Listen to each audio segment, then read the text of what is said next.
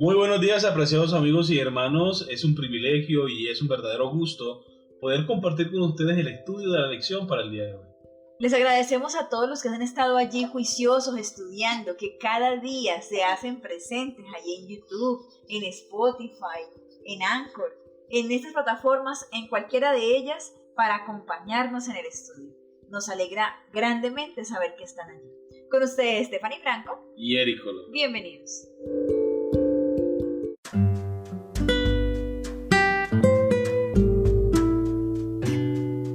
Jueves 12 de enero. Busquen primero el título de la lección para el día de hoy.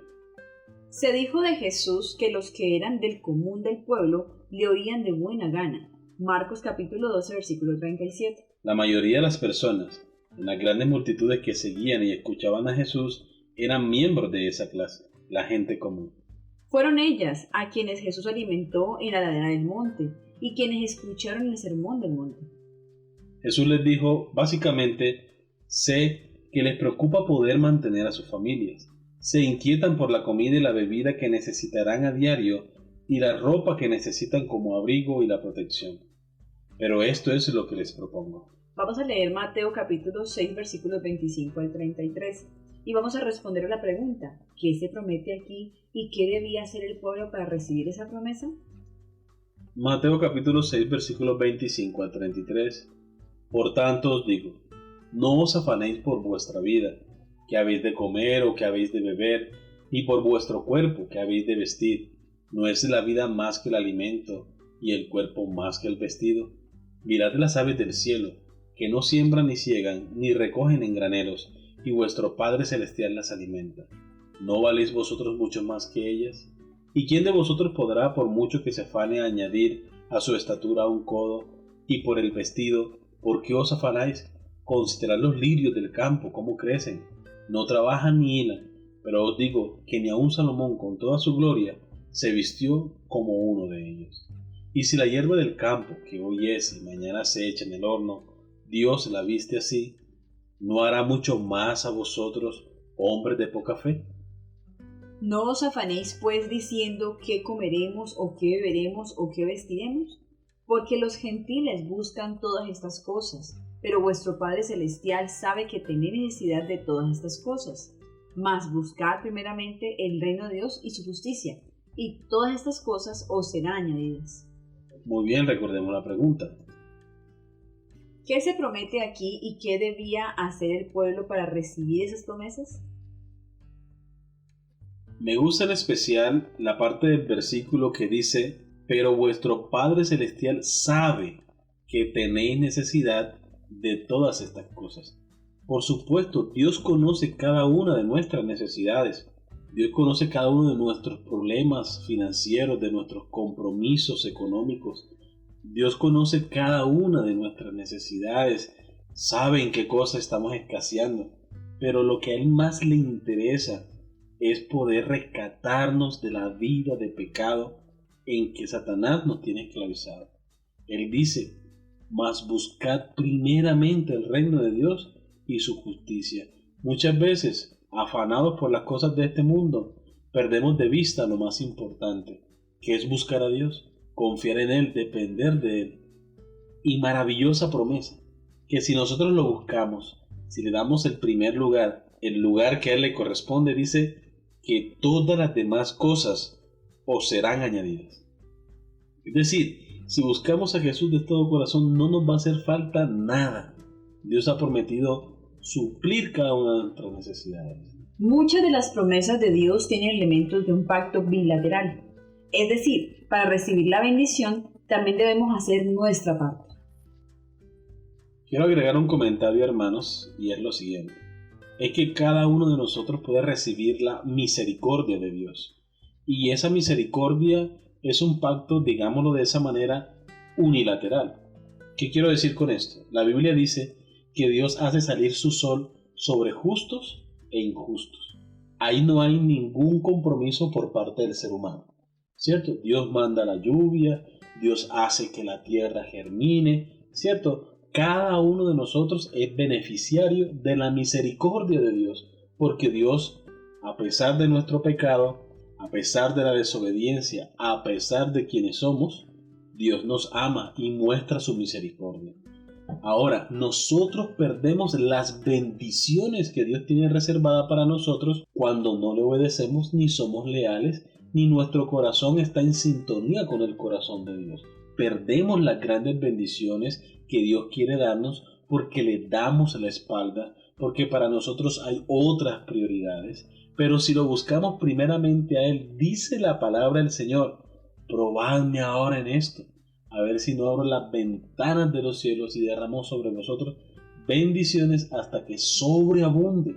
Dios tiene bendiciones abundantes para nosotros y no las recibimos porque le damos la espalda a Dios, porque no obedecemos su palabra, porque hacemos caso omiso a su voz. Y ese es el llamado que Dios nos hace ahora, que volvamos a Él, que obedezcamos su palabra, que le amemos de todo corazón y nos bendecirá en gran manera.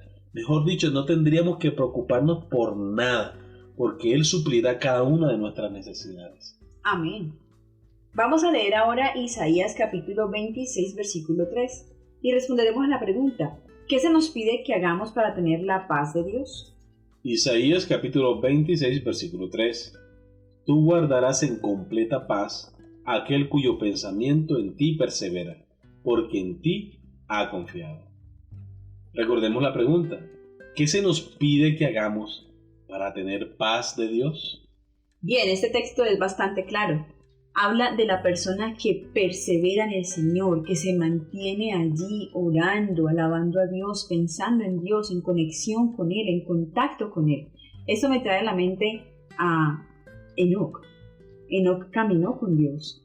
Y no estoy hablando de que se tomaban de la mano y literalmente caminaban juntos. No, estoy hablando de que Enoc todo el día estaba en contacto con Dios, hablando con Él, contándole sus cosas, preguntándole cosas, conversando como si tuviera a su amigo al lado, allí, con él, todo el tiempo. Cuando uno anda con un amigo, uno parece un loro, uno no para de hablar y uno habla de una cosa, de la otra, le comenta lo que está pasando y es como que los temas abundan.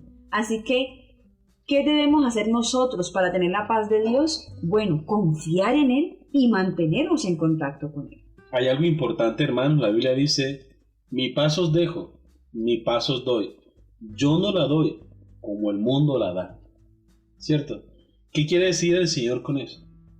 Que en medio de las dificultades, que en medio de los problemas nosotros podemos tener paz a pesar de las dificultades que hayamos estado pasando. Por ejemplo, muere un familiar, ¿cierto? Muere un familiar por una enfermedad, un accidente. Y aunque nosotros sufrimos y nos duele la pérdida del ser querido, tenemos la confianza y la seguridad en Dios de que ese familiar resucitará cuando Cristo venga. Amén. Esa paz solo proviene de Dios. Esa paz solo la obtenemos cuando estamos en comunión con Él. Es por eso que es tan importante que cada día nosotros apartemos tiempo de comunión de calidad con Dios. Porque cuando lleguen esos momentos que vendrán, que cuando lleguen esas dificultades, que no serán una ni dos, y cuando lleguen esas situaciones difíciles que parece que todo se nos sale de las manos, en esos momentos es cuando más necesitamos depender de Dios. Amén. Vamos a leer ahora Primera de Juan, capítulo 1, versículo 9. ¿Qué hará Jesús si confesamos nuestros pecados? Primera de Juan 1:9. Si confesamos nuestros pecados, Él es fiel y justo de perdonar nuestros pecados y limpiarnos de toda maldad. Dice que la única condición para que nuestros pecados sean perdonados es que lo confesemos. Que acudamos a Él con un corazón arrepentido, que estemos dispuestos a aceptar el perdón de Dios y que además estemos dispuestos a abandonar el pecado. Mira que cuando Jesús le trajeron a la mujer que fue allá en el acto mismo del adulterio, Jesús le dijo, mujer, tus pecados te son perdonados. Vete y no peques más. Ninguno te condenó. La mujer pregunta, ninguno, Señor, porque ella sabía que Jesús sí podía condenarla y él sí podía apedrearla. Pero Jesús con una voz de amor le dice, ni yo te condeno. Vete, pero ¿qué? No peques más. Dios espera que nosotros confesemos nuestros pecados, pero también espera que nosotros estemos dispuestos a abandonarlo, no por nuestras propias fuerzas, sino con la ayuda de Dios. Recuerden ese texto muy conocido de Filipenses 4:13, todo lo puedo en Cristo que me fortalece. Dios ha prometido que el Espíritu Santo estará con nosotros todos los días hasta el fin del mundo, y en Él encontraremos la fuerza para vencer la tentación y el pecado. Amén. Vamos a leer ahora segundo libro de Crónicas, capítulo 7, versículo 14. ¿Cuáles son los sí y los entonces de la propuesta de Dios aquí? Si se humillare mi pueblo, sobre el cual mi nombre es invocado, y orare, y buscaren mi rostro, y se convirtieren de sus malos caminos, entonces yo oiré desde los cielos, y perdonaré sus pecados, y sanaré su tierra. Muy bien, recordemos la pregunta. ¿Cuáles son los sí y los entonces de la propuesta de Dios aquí? Muy bien, los sí son los siguientes. Si se humillare, ¿cierto? Mi pueblo. Si oraren, si buscaren mi rostro, si se convirtieren de sus malos caminos. Aquí hay un grupo de sí, de condiciones. No es válida esta propuesta si uno de estos sí no se cumple. Tiene que haber la humillación de uno cuando uno reconoce, estoy mal, Señor, necesito de ti. Porque es la única manera en que podemos aceptar la ayuda de Dios. Si oraren, o sea, buscando la presencia de Dios, buscando el consejo de Dios, disponiéndose para que Dios les hable, o en este caso nos hable, buscar en el rostro de Dios. Obviamente al buscar el rostro de Dios estamos presentándonos delante de Él, ya humillados, ya reconociendo, en total disposición para aceptar su voluntad y para aceptar su consejo. Ahora, finalmente, si se convirtieren de sus malos caminos. Esa es la otra condición que debe cumplirse, porque una vez que nos humillamos, que oramos, que buscamos el rostro de Dios, ahora lo que nos falta es convertirnos de nuestros malos caminos. Pero recordemos, no lo hacemos solos. Es Dios quien nos ayuda, como decías tú ahora, amor, porque todo lo podemos en Cristo que nos fortalece. Él nos puede fortalecer para convertirnos de nuestros malos caminos. Entonces, ¿qué pasará? Ahora sí viene la respuesta a todas estas condiciones que se cumplen. Entonces Dios oirá desde los cielos. Y no solamente oirá, sino que perdonará nuestros pecados. Y además de eso, sanará nuestra tierra, sanará nuestros corazones, sanará nuestras mentes, sanará nuestras relaciones de familia. Amén.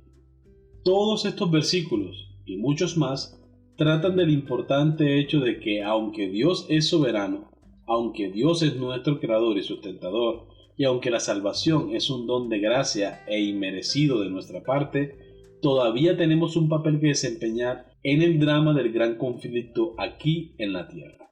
Al hacer uso del don sagrado del libre albedrío, debemos elegir seguir la inspiración del Espíritu Santo y obedecer lo que Dios nos llama a hacer.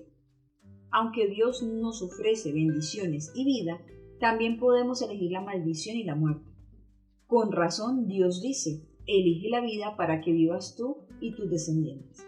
Deuteronomio capítulo 30, versículo 19. Muy bien, queridos amigos y hermanos, hemos llegado al final de la lección.